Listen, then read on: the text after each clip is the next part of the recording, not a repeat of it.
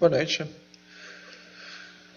Às quartas-feiras, como vocês sabem, nós estudamos o Livro dos Espíritos. Então, cada quarta-feira a gente pega algumas questões do Livro dos Espíritos e esse trabalho fica a critério da Neuza, que dirige o salão às quartas, sempre convidando um palestrante para falar de algum tema, seguindo a mesma ordem desse livro encantador. E coube para mim essa parte chamada Obstáculos à Reprodução, e particularmente em relação ao aborto. Para a gente falar sobre isso, a gente tem que entender um pouquinho o tema de uma maneira mais ampla. O ser humano, ele tem basicamente dois instintos. Se nós formos depurar os instintos humanos, a gente vai ver que tem dois, desses dois saem todos os outros. Nós temos o instinto de sobrevivência e o instinto de reprodução. E não somos nós, humanos, que temos o monopólio desses dois instintos. Praticamente todos os organismos têm esses dois. Eles vão fazer de tudo para sobreviver, então faz parte da nossa natureza tentar sobreviver. Por isso que o suicídio é algo tão doloroso e tão complicado, porque vai contra esse instinto que é máximo de qualquer organismo, e particularmente a nós humanos, ele toca de maneira muito profunda. Tanto que é interessante, eu já reparei que, por exemplo, você vai num local onde uma pessoa foi assassinada, não tem a mesma repercussão de um lugar onde uma pessoa se suicidou. Parece que para a sociedade, para um grupo de pessoas, o suicídio ainda é pior. Por quê? E basicamente é isso. Os organismos tentam se manter vivos. É próprio. E o outro instinto que nós temos é de reproduzir. Reprodução significa você passar os seus genes para frente. A sua espécie não acabar com você. Você não ser o último da sua espécie. Por isso que o instinto de reprodução, ele faz parte da natureza. E o sexo, ele está intrinsecamente ligado com a reprodução, mas no nosso caso, porque nós não somos assexuados, nós somos sexuados, nós temos o organismo macho, o organismo fêmea, né, esses dois entes, e eles precisam um do outro, porque nós somos mais complexos, e dessa forma nós passamos uma genética somada do pai e da mãe para o filho, ou se preferir em termos de mamífero, né, do macho e da fêmea para a sua cria. E com isso, a cria, com a genética dos dois, ela sai mais fortalecida para enfrentar os desafios, principalmente microbianos. Tendo a questão da genética do pai e da mãe, do macho e da fêmea, o organismo ele consegue superar maiores cargas de defeitos genéticos do que se ele fosse assexuado. Mas, para você unir macho e fêmea, sexo tem que ser prazeroso. Se sexo não fosse prazeroso, a maioria das pessoas ia preferir brigadeiro. Então, sexo tem que ser, dá menos dor de cabeça. Você não casa, você compra o brigadeiro, faz brigadeiro, come brigadeiro, não tem dor de cabeça. Sexo não, sexo você vai ter que ter convivência. E aí, convivência tem atrito. Então o brigadeiro dá menos problema. Mas a natureza é sábia. Para que nós não escolhêssemos a panela de brigadeiro, ela fez uma armadilha biológica. O sexo tem que ser prazeroso. O sexo sendo prazeroso, nós temos vontade de unir dois seres que praticamente cada um tem os seus interesses. O interesse comum, né, vamos falar entre homem e mulher, porque nós estamos falando da lei de reprodução, é passar os genes para frente. Então, homem e mulher, eles têm que ter interesse em estarem juntos. Esse interesse de reproduzir é dado pela satisfação. Então, o sexo tem que ser gostoso. Se não for gostoso, as pessoas não fazem, a humanidade não se reproduz, a humanidade acaba. Então, biologicamente, a natureza é demais. Ela fez a coisa para que a gente passe os nossos genes para frente. E no nosso meio humano, porque vejam, a nossa situação enquanto físico, corpo, nós somos um corpo biológico mamífero, animal. Da nossa espécie, a forma animal, ela é muito frágil. Ao contrário dos outros animais, nós quando nascemos, nós somos extremamente frágeis. Se nós não tivermos pai e mãe ali do lado para nos resguardar, a tendência do bebê sobreviver é zero. E quando eu falo pai e mãe, aí algumas pessoas, mas hoje, sim, hoje, mas a gente tem que pensar em toda uma linha de evolução. Só de Homo sapiens sapiens são 100 mil anos. Se a gente pegar as formas anteriores, até o Australopithecus dá mais ou menos 1,5 milhão de anos. Então é muito tempo se desenvolvendo, onde a fêmea, hoje a mulher, no período que ela está gestante, ela fica extremamente fragilizada. Então, a forma como a natureza fez para que homens e mulheres pudessem cuidar da cria é a monogamia.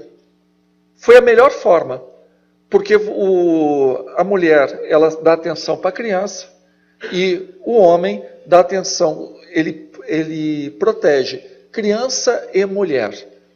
Lembre-se, gente, quando a gente pensa em século XXI, a gente pensa em contra-cheque, cartão de crédito, celular, pensa em automóvel. As coisas estão muito mais práticas hoje. Mas isso é relativamente recente. Por exemplo, há 10 mil anos, que em termos históricos foi ontem, em termos evolutivos, pensem na espécie evoluindo. 10 mil anos para a nossa espécie foi ontem. O que você teria era, por exemplo, uma mulher grávida procurando catar alimentos numa savana, numa floresta. Ela precisaria de um homem para protegê-la, porque ela estaria sujeita a ataque de predadores. Por isso, da figura monogâmica, ela é importante para que a espécie sobreviva. Então, em rápido resumo, para que a nossa espécie ela evoluísse e ficasse forte para tudo que nos espera na vida, nós precisamos ser sexuados. Então, o papel da reprodução tem que ser em sexos complementares, homem e mulher. Nós precisamos, o sexo tem que ser prazeroso, porque o sexo prazeroso faz com que haja essa união, e às vezes de interesses diferentes. E você tem que ter uma forma monogâmica. A forma monogâmica é a forma que, normalmente, podem reparar na maioria dos povos, diferentes latitudes, povos que não se comunicavam, porque os continentes eram muito afastados, você vai ter uma forma monogâmica. Quando que você tem uma forma poligâmica? Quando você tem pouca gente do sexo masculino e muita gente do sexo feminino. E essas mulheres do sexo feminino, você não tem nenhum tipo de anticoncepcional. Então, elas precisam de proteção para cuidar das suas crias, porque elas não têm como... Pessoal, estou falando séculos atrás, tá? Não estou falando de século XXI, não. Elas precisam de proteção para as suas crias. E a monogamia ela é a forma melhor e a poligamia é um substituto. Tanto que conforme as civilizações elas vão se tornando mais complexas, a poligamia vai sendo abandonada. Da mesma forma, a poliandria. Poliandria são mais homens do que mulheres. Sempre isso são questões necessárias, demográficas, que existe a necessidade. Pois bem, isso é a nossa biologia. Tudo que eu falei agora, nós estamos falando de biologia e de uma evolução da nossa espécie. Se vocês pegarem e forem fazer um levantamento das diversas civilizações, dos diversos povos, nas mais variadas culturas, vocês vão encontrar isso, porque a base é comum. Nós vamos ter homem, mulher, criança, monogamia, proteção. Só que hoje, o que acontece? Depois da Revolução Industrial, nós temos máquinas que produzem mais do que pessoas. Isso a partir do século XVIII e finalzinho do século XIX. 17, 18, final do século XIX. Então, máquinas produzindo mais do que pessoas, pessoas têm mais tempo. Pessoas tendo mais tempo, elas podem se alfabetizar mais, estudar, se profissionalizarem. Você não precisa ter essa configuração tão fechada. E a partir daí, com mais tempo, a gente vai vendo, por exemplo, o fenômeno da leitura. Hoje nós achamos normal ler, mas se você pegar da metade do século XX para trás, as pessoas não liam, principalmente em zona rural. Até hoje isso, né? Só que hoje não tanto quanto no passado, porque você precisa de mão de obra para a lavoura. Então, por exemplo, na época de Jesus é muito interessante, 95% da população não sabia ler e escrever. Dos 5% restante, naquela região, na bacia do Mediterrâneo, na época de Jesus, o primeiro século, 5%, parte sabia ler, parte sabia escrever. Porque eles aprendiam diferente. Eles não aprendiam as duas coisas juntas. E desse percentual, pouca gente conseguia fazer uma redação. Né? Assim, introdução, desenvolvimento e conclusão. Com a Revolução Industrial, sobrou tempo para essas pessoas estudarem. Sobrou tempo para essas pessoas acumularem capital. Então, sobra tempo para a família. E aí acontece, com essa revolução, das pessoas ficarem mais tempo em casa. A qualidade de vida aumenta, essas pessoas vão saindo das áreas rurais e aumentando o fluxo nas cidades. Começa a ter um aumento da população, como nunca antes visto. A sobrevivência de uma criança ou de uma mulher no parto era roleta russa. Boa parte das mulheres tinham muitos filhos e boa parte delas morriam no parto. Conforme a medicina avança, e, por exemplo, essas mulheres não precisam mais trabalhar na lavoura e nem ficar 14, 16 horas numa indústria, essas mulheres vão tendo condições de ter filhos e esses filhos vão sobrevivendo. Nessa época, tem um economista que também é um reverendo anglicano, chamado Thomas Malthus. E Malthus começa a reparar que na paróquia dele, você tem mais nascimentos do que óbitos. Então, o Malthus, ele, como reverendo anglicano, ele batizava muito mais crianças do que ele realizava, por exemplo, a missa de sétimo dia. Aí ele começou a reparar, e foi da onde ele criou a teoria malthusiana. Nasce mais gente que morre. O nascimento é progressão geométrica. Então vamos lá, 1, 2, 4, 8, 16. Já os bens, eles crescem em progressão aritmética. 1, 2, 3, 4, 5, 6, 7. Nasce muito mais gente do que possui bens. Vai chegar num ponto, segundo Malthus, que essa população vai crescer tanto que você não vai ter alimento para todo mundo. A partir daí começam as preocupações com o controle demográfico. E o pensamento de que nós não podemos ter filhos à torto e à direito. Lembre-se, Ocidente, religião judaico-cristã. Crescei e multiplicai-vos. Então, quando você casa e se multiplica, é uma bênção divina. Vem Malthus, que é um reverendo anglicano, portanto, né, um reverendo cristão, e diz, se continuar desse jeito não vai dar certo. As pessoas começam a atentar para isso. Paralelo a Malthus, vem Marx e Engels. Olha só, é muita gente, pouco meio de produção. E pouca gente com dinheiro desse meio de produção. São chamados capitalistas. O trabalhador é o chamado proletário. É pouca gente com muita grana e a maioria das pessoas excluídas. E aonde começa a imposição da propriedade privada? Marx e Engels vão desenvolvendo isso durante a vida deles. Até que num livro, um opúsculo, no final da vida de Marx, e é complementado por Engels, eles escrevem a origem da família, da propriedade privada e do Estado. Onde eles dizem, vejam, a primeira propriedade privada que o homem tem é a família. Então a primeira opressão que a pessoa exerce é o homem com a mulher e os filhos. Se nós quisermos combater a opressão do capitalista com o proletariado, nós vamos ter que primeiro acabar com a opressão do homem com os filhos.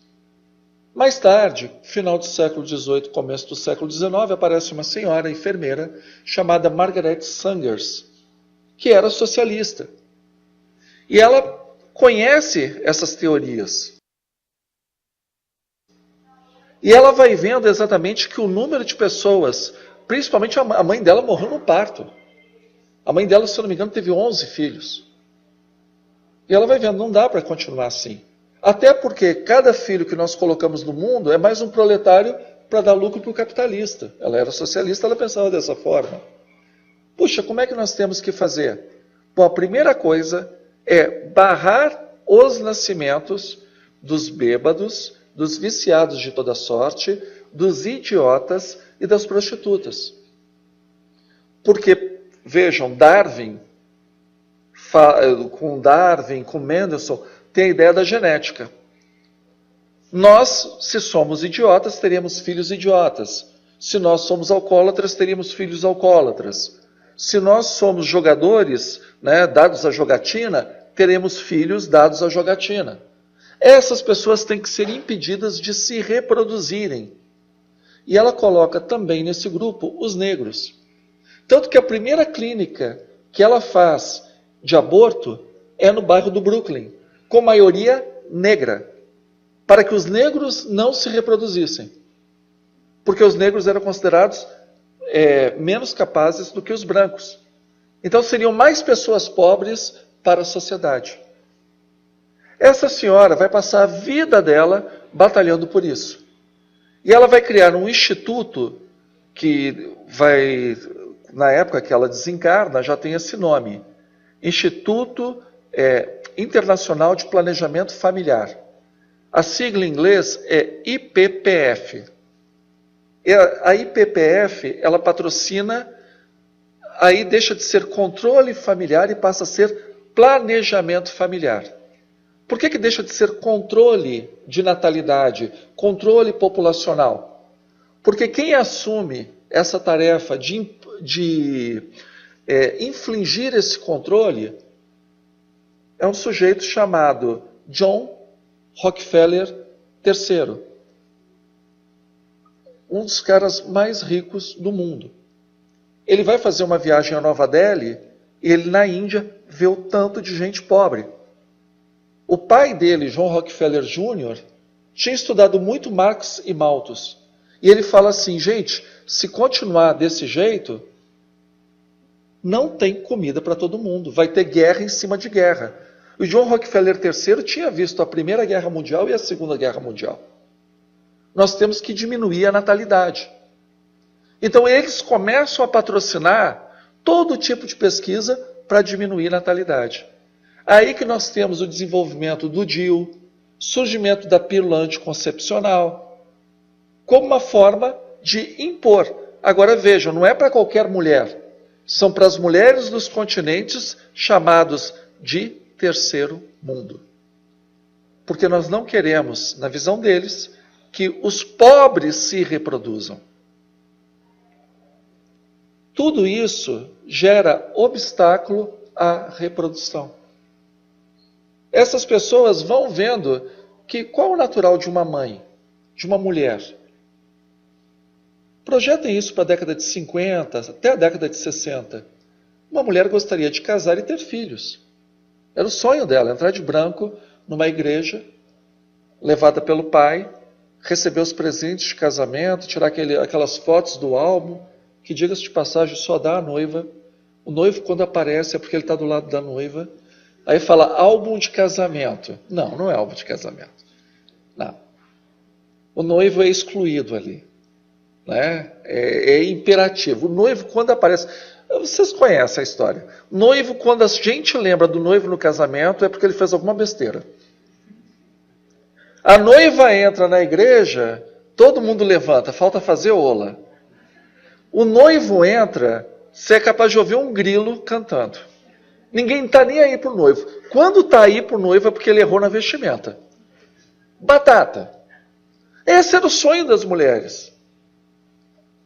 Eu me criei vendo novela da Jeanette Claire. Jeanette Claire terminava com todo mundo rico e casado. O último capítulo era uma correria para arrumar todos os personagens para casar. Então era o sonho das pessoas. Essas fundações patrocinam o estudo de sociologia. E nesses estudos de sociologia surge a reengenharia social. Meu querido, uma mãe não vai querer matar nunca uma criança. Não adianta você botar DIU, não adianta você botar anticoncepcional, não adianta você colocar preservativo. Porque na hora que a mulher quiser filhos, ela para de usar essas coisas. E ela começa a ter filhos. O que nós precisamos é que a mulher não queira ter filhos. E aí começa toda uma pesquisa, toda uma propaganda para que a mulher saísse de casa, trabalhasse fora e cada vez mais ela prorrogasse, por conta da sua carreira profissional, a vontade de ser mãe. E daqui a pouco eu vou voltar nessa história. E também para que a mãe, o pai, o médico começassem a receber cada vez mais informações para que achar que o aborto é um direito da mulher. Porque, gente, o médico, ele é educado para salvar vidas. Você pedir que um médico mate um bebê dentro do útero, você tem que mudar totalmente a cultura desse médico. Uma mãe, um pai, eles dão a vida para os seus filhos. Se tiver só um pedaço de pão, você e seu filho estão passando fome, você morre de fome, mas você dá o pão para o seu filho. Porque volta naquilo que nós estávamos conversando, é o instinto de reprodução. Esse instinto é tão forte que mesmo em nós, humanos racionais, ele vai fazer com que você sacrifique a sua vida para salvar a vida dos seus descendentes. Seus descendentes diretos. Principalmente os seus descendentes diretos. Você é capaz de morrer para que seus filhos sobrevivam. Isso é da natureza. Se você quiser que uma mãe faça aborto ou que um pai incentive o aborto, você vai ter que mexer na cultura dessas pessoas para que ela vá contra esse instinto. O nome que eles deram para isso é reengenharia social. A outra coisa é mudar o nome. Nós não podemos usar determinados nomes, porque eles ofendem. Se você disser, por exemplo, você é a favor de assassinar uma criança dentro do útero da mãe, quem é que vai levantar o braço dizendo que sim? Aí a pergunta é diferente. Você é a favor do direito da mãe sobre o próprio corpo? O grupo que é a favor do aborto, ele não se intitula Grupo a favor de assassinar crianças no útero. Ele se intitula Grupo Pró-Escolha. Eles não falam em controle de natalidade. Eles falam de planejamento familiar. O aborto, ele entra como direito reprodutivo. Vê se faz sentido. Se é para abortar a criança, de que reprodução que a gente está falando? Se você não vai se reproduzir, você vai matar a criança no útero. Mas se chama direito reprodutivo. Tem mais ou menos 50 anos que eles estão bombardeando isso. Aí como eles bombardeiam isso? Primeiro, inflando o número de mulheres que morrem em aborto. Isso deu certo nos Estados Unidos. E um dos maiores ativistas, Dr. Nathanson, foi um dos maiores ativistas pela legalização do aborto nos Estados Unidos. Ele diz com todas as letras, ele disse num congresso na Espanha, ele hoje já é desencarnado. Se vocês tiverem curiosidade sobre a vida dele, dê uma olhada no YouTube em um filme chamado O Grito Silencioso. Ele era chefe de uma clínica de aborto que ele faturava muito com aborto. Aí estava começando a questão da ecografia. Ainda era uma tecnologia nova. E ele teve a ideia de fazer uma ecografia na hora do aborto, para mostrar para as mães como era uma cirurgia simples, rápida. Aí quando ele mostrou, né, a criança de alguns meses, assim, poucos meses, 3, 4 meses. Por que é o nome do grito silencioso? Porque é uma aspiração a vácuo. Quando você põe a cânula na vagina, no útero, ela suga a criança. Então ela começa, conforme ela vai sugando, ela vai seccionando a criança. E ele viu a criança se encostando na parede do útero, com poucos meses, 3 meses, 4 meses. 3 meses, a criança é do tamanho de uma pera, mais ou menos. Ela é pouca coisa. Ela já tentando fugir, indo para o colinho do útero da mãe, e quando ela não teve como escapar, ela dá um grito. Aí se chama o grito silencioso esse vídeo. Esse Dr. Nathanson, quando ele vê essa ecografia, ele vira uma pessoa que larga toda essa questão de aborto. Ele tinha praticado mais de 5.000 abortos e vira um médico pró-vida. E ele faz esse filme para alertar as pessoas em relação ao aborto. Mas antes disso, quando ele era abortista, ele dizia, não, nos Estados Unidos morrem 1 milhão de mulheres por ano por causa de aborto. Aqui no Brasil eles usam exatamente a mesma tática. Joga na internet, mortes por aborto Brasil. 1,5 milhão, 1 milhão, 850 mil. Na Marie Claire, o ano passado, saiu 50 mil pessoas. Aí você vai no DataSUS para olhar. Quantas mulheres morreram em decorrência, porque a mulher, quando aborta, como os pesquisadores foram atrás desses dados? Se sabe que para cada mulher que aborta, para cada 2 mulheres que abortam, uma acaba batendo no SUS. E no SUS, ela precisa passar por um procedimento de esvaziamento de útero ou curetagem. O que significa isso? Que ela tomou um medicamento abortivo, mas que parte do feto ficou nela. Parte do embrião ficou nela. Então ela tem que fazer uma curetagem, fazer uma limpeza do útero. Eles viram que de 100 mil mulheres, aproximadamente 100 mil mulheres que fizeram um aborto, né, 50 mil foram por conta disso. Dessas 50 mil, vocês sabem qual é a média de mortes dessas mulheres? 60. 60 mulheres. Para cada 100 mil crianças mortas, você vai ter 60 que morrem por causa de aborto mal feito. Então não é 500 mil, não é 1 milhão, não são 850 mil pessoas. Eles inflacionam esses números para que a gente olhe para isso e fica, não, nós temos que legalizar. Mas é para ontem. Só que quando você vai no DataSUS, isso aí não bate. O que mais mata gestante é pressão alta. Em segundo lugar, hemorragia.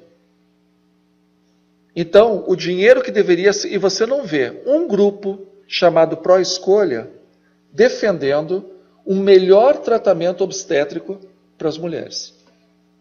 Você não encontra. Para defender aborto, você encontra todos. Para defender um parto que seja um parto mais eficiente, menos doloroso, que a mulher perca menos sangue, que seja acompanhada da pressão dela, você não vê. Porque faz parte desse inflacionamento. E aí, nós temos uma outra situação interessante, que vocês também já devem ter ouvido falar. Meu corpo, minhas regras.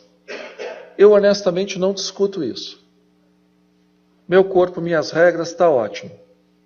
Mas até hoje eu não vi uma mulher levantando o braço dizendo, olha, eu quero amputar meu braço. Porque aí é meu corpo. Não vi uma mulher dizer assim, ó, pode arrancar meu útero, não quero ter mais útero. Por que faz aborto? Porque não é o seu corpo. Gameta masculino, gameta feminino, funde, cromossomos totalmente misturados, que não são iguais do pai, não são iguais da mãe. A vida já começa sozinha a partir da concepção. Isso os espíritos já falavam em 1857, na questão 358 do Livro dos Espíritos. E aí o que acontece?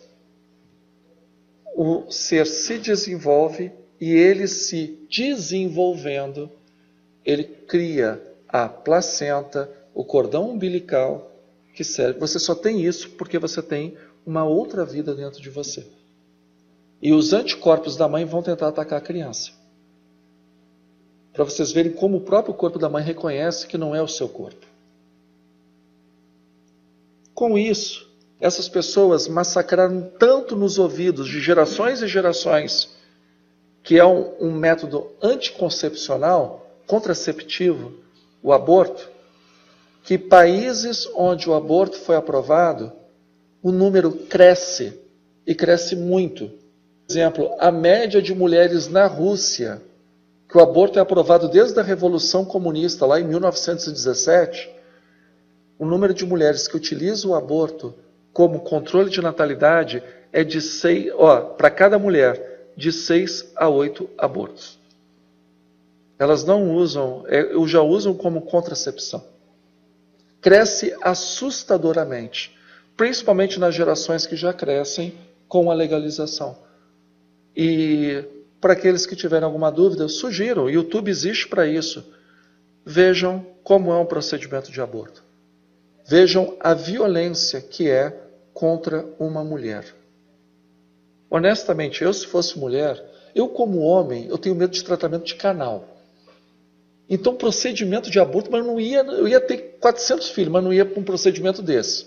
Porque é um negócio medieval. É medieval. E a IPPF, criada pela Margaret Sangers, ela ficou famosa em 2015, vendendo pedaços dos fetos utilizados nas suas clínicas para laboratórios que fazem pesquisa de célula-tronco. E a IPPF, ela é interessante. Ela monta as clínicas dela perto das escolas e consegue que esses representantes dela façam palestra nas escolas e universidades, como especialistas. Então, eles dão um cartãozinho. E incentivam, né, a educação sexual distribuindo camisinhas. Só que as camisinhas que eles distribuem, elas são de segunda linha. O que acontecia? Esses adolescentes engravidavam. As adolescentes, no caso, engravidavam. Pegavam o cartãozinho do especialista, ligavam para eles. Porque a camisinha que tinha recebido era de segunda linha. Aí pediam orientação. Qual a orientação da IPPF? Venha e faça aborto. Porque ela recebe subsídio do governo para cada aborto feito. Com o aborto, ela ainda vende parte do feto para laboratórios. Então ela lucra na cadeia inteira. Para vocês terem uma ideia, agora o governo Donald Trump, ele bloqueou o despejo de verbas de uma agência americana chamada USAID, que é uma agência para desenvolvimento em países subdesenvolvidos, países de terceiro mundo tipo o nosso. Bloqueando as verbas para clínicas de aborto, instalado por um outro instituto chamado IPAS, ele vai deixar de entregar 600 milhões de dólares para patrocinar clínicas de aborto espalhadas pelo mundo, para fazer controle de natalidade. Então, a gente está falando de muita, muita, muita grana. Todo mundo que faz esse papel de dizer que vai para a imprensa e defende essa questão de legalização do aborto, principalmente médico, é porque ele já sabe o lucro que ele vai ter na clínica dele. E como o povo... a última pesquisa que teve sobre a questão do aborto foi em 2015. Só 15% da população acima de 16 anos que foi consultada se pronunciou favoravelmente à legalização do aborto. 15%. Como eles não conseguem no Congresso Nacional, porque o nosso povo é conservador e o Congresso acaba sendo conservador, porque é uma expressão do nosso povo, eles estão tentando via Supremo. Com o ministro do Supremo, que, pasmem, exatamente foi advogado da questão dos anencéfalos no próprio Supremo. Então, é muito dinheiro que é colocado para controle de natalidade, chamado de planejamento familiar. Se vocês procurarem IPAS e PPF, vocês vão ver que tem representação deles em todo o Brasil. E essas fundações internacionais foram elas que começaram investindo em controle de natalidade nos países subdesenvolvidos. Só a Fundação Ford, aqui no Brasil, deixou mais de 20 milhões de dólares em 40 anos de atuação para vários grupos e ONGs, que são essas ONGs que formam esse pessoal de direitos humanos. Então, hoje nós discutimos isso, que é uma coisa que vai contra a biologia, que é o direito o instinto de reprodução, a ponto da gente pensar, pô, é certo, não é certo? Por que é certo? Porque nós somos manipulados por uma propaganda cara, uma propaganda constante para que mude a nossa forma de ver. Em relação às mulheres, eu quando fiz curso de dirigente, o rapaz que deu curso para a gente, né, para aquela turma que estava pensando em ser palestrante, curso de palestrantes, ele disse assim, olha, determinados temas polêmicos vocês não peguem, homossexualidade e aborto, mas é batata, são os dois que caem na minha mão. E eu acho que é importante a gente tratar isso com maturidade, com tranquilidade. E o pessoal diz assim, mas e a mulher que abortou? A mulher que abortou normalmente tem um homem que incentivou, direto ou indiretamente, o aborto. Não pensem, as senhoras, a pesquisa no Brasil é que para cada 5 mulheres, uma fez aborto. Não pensem, por acaso alguma que tenha feito aborto, que a responsabilidade é só sua. Não é. Existe um homem que normalmente deixou de dar apoio. E nós recebemos muitos deles aqui na casa com grandes problemas de consciência. Porque um dia a ficha cai. Um dia a ficha. Médicos, obstetras, para falarem assim, por que você quer abortar? Porque eu estou desempregada. Se nós te dermos uma bolsa, resolve o teu problema? Porque eu não tenho com quem deixar a criança. Se nós dermos uma creche, resolve o teu problema? Porque meu marido me abandonou. Se nós arranjarmos um marido, brincadeira, né? Isso aí também é demais, né? Haja serviço social também, né, povo? Era só para ver se vocês estavam acordados.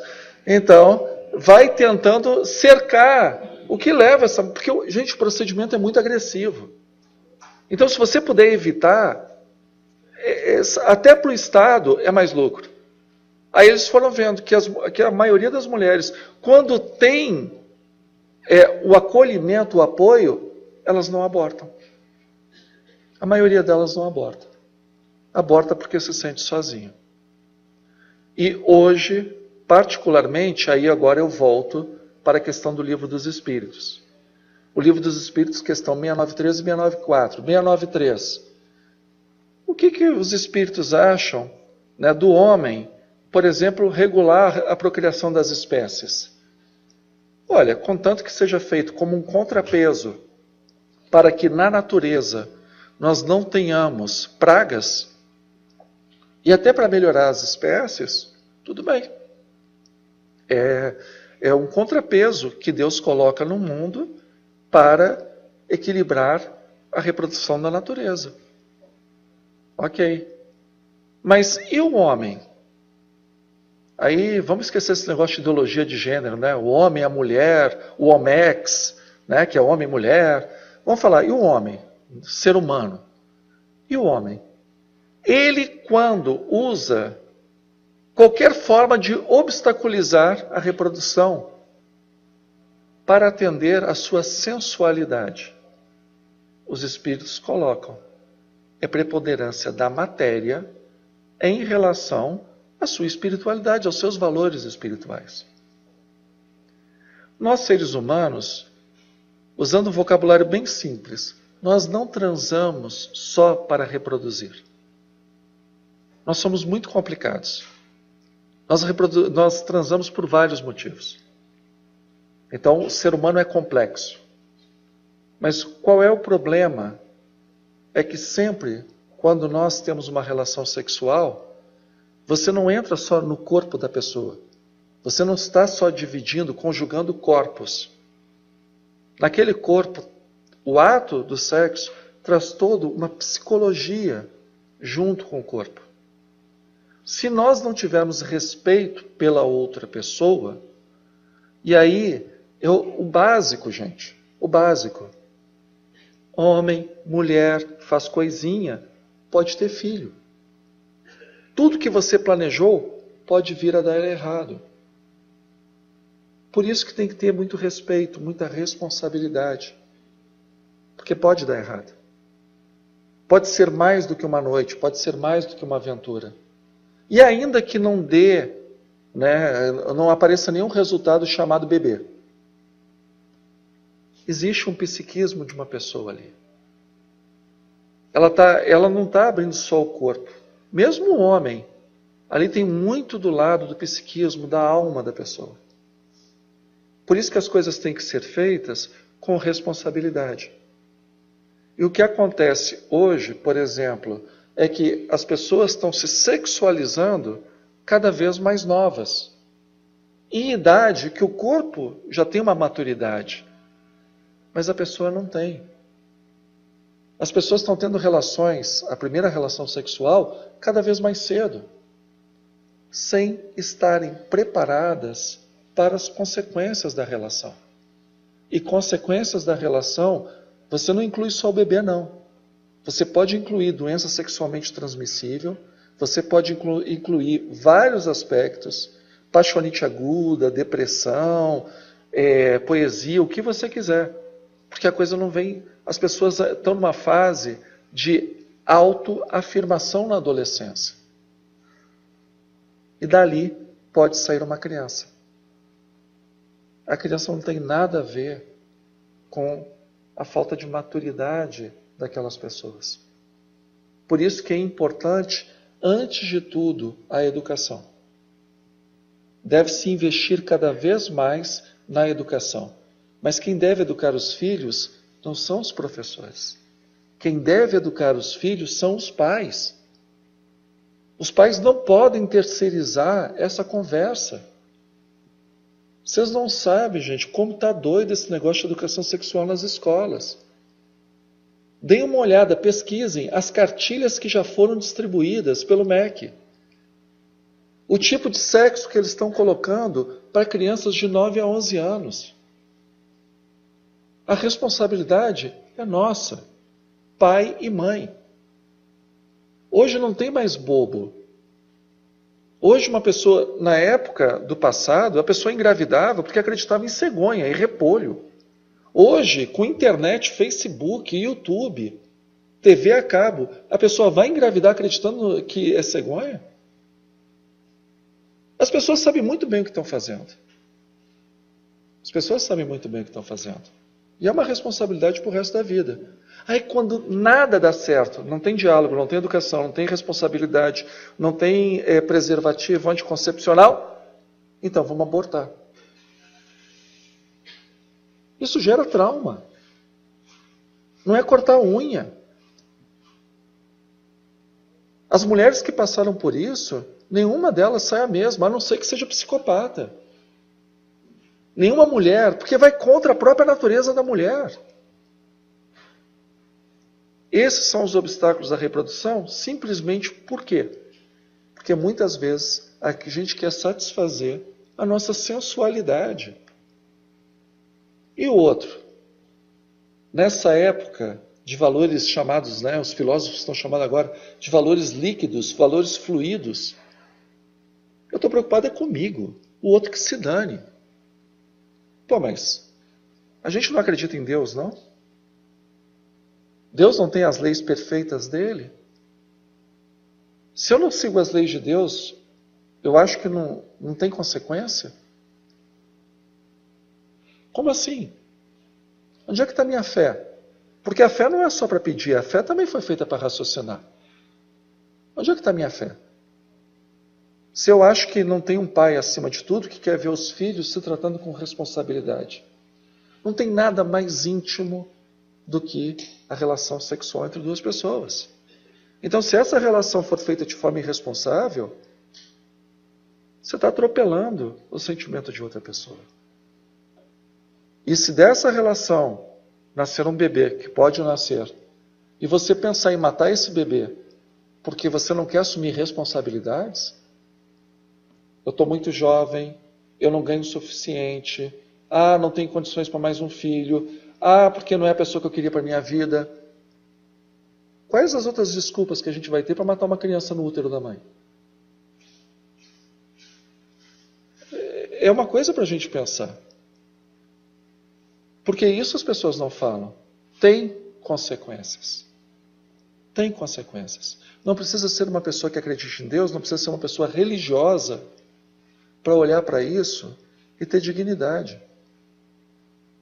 E me preocupa muito, porque quando eu vejo que um governo americano corta 600 milhões de dólares de investimento, nós vamos ter muita clínica com menos dinheiro. Aí a Fundação Melinda e Bill Gates, eles já se comprometeram a botar 345 milhões de dólares para tentar, pelo menos, diminuir o impacto da falta de investimento americano. E esse dinheiro vai para onde?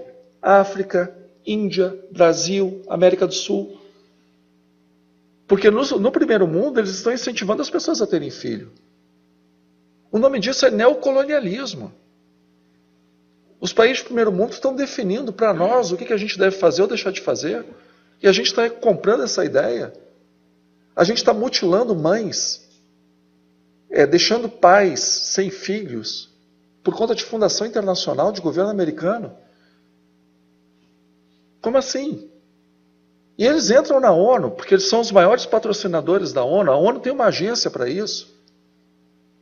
Quando você vai puxando, parece aquela coisa de mágico. Você puxa um lenço, vem outro, puxa outro lenço, vem outro, vem outro, vem outro. Aí daqui a pouco não vem mais um lenço, vem um cabo, você puxa o cabo, vem uma corda, puxa a corda, vem um elefante. Não para. Porque são pessoas que não estão preocupadas com mulher. Eles não estão preocupados. Se a mulher morrer na mesa de cirurgia, para eles não tem problema. Eles não querem que as crianças nasçam. O Macron, agora na França, não falou a respeito da África? Não tem condições de ajudar a África se a África continuar tendo filhos sem nenhum tipo de controle? Como assim? Como assim? É colonialismo de novo? E sem contar agora do lado espiritual. Do impacto que tem isso no perispírito da pessoa. Tem o reencarnante ali. Em que momento o espírito se vincula com o corpo? No momento da concepção. Então a gente está expulsando o espírito. A gente tem todo um planejamento reencarnatório que vai para a lata do lixo. As pessoas não pensam, né? Mas acontece que nessa época não é ser humano. Gente, se não é ser humano, o que está na barriga da mulher é de qual espécie? É de um rinoceronte, é de um bode, é do quê? Se não é ser humano. Mas veja, é só um aglomerado de células.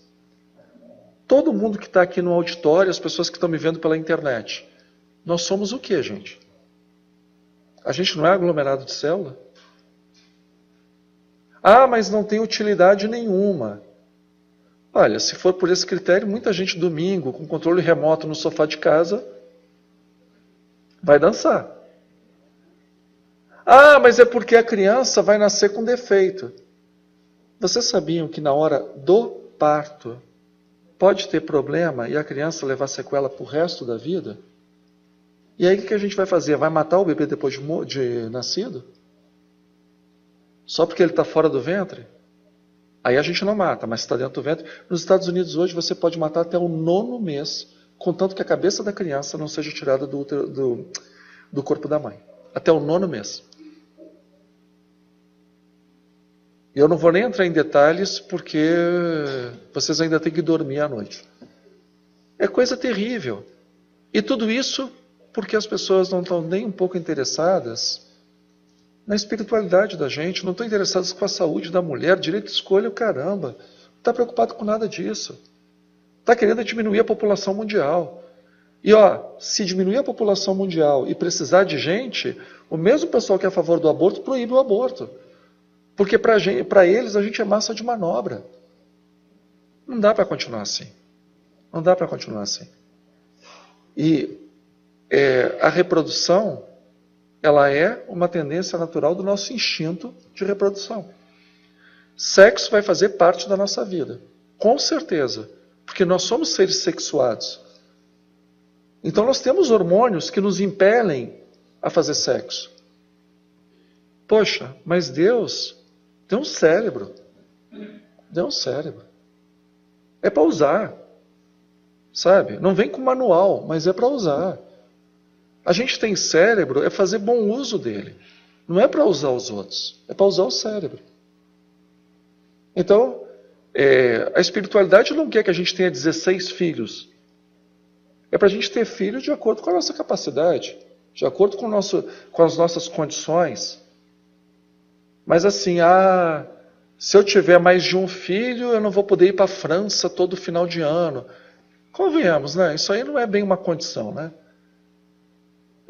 Infelizmente, eu tenho comentado aqui várias vezes, me choca ir num restaurante final de semana e ver os pais com babá no domingo. Pô, tu já passa a semana inteira longe do teu filho, tu ainda vai botar uma babá para trabalhar no domingo? Por que botou filho no mundo?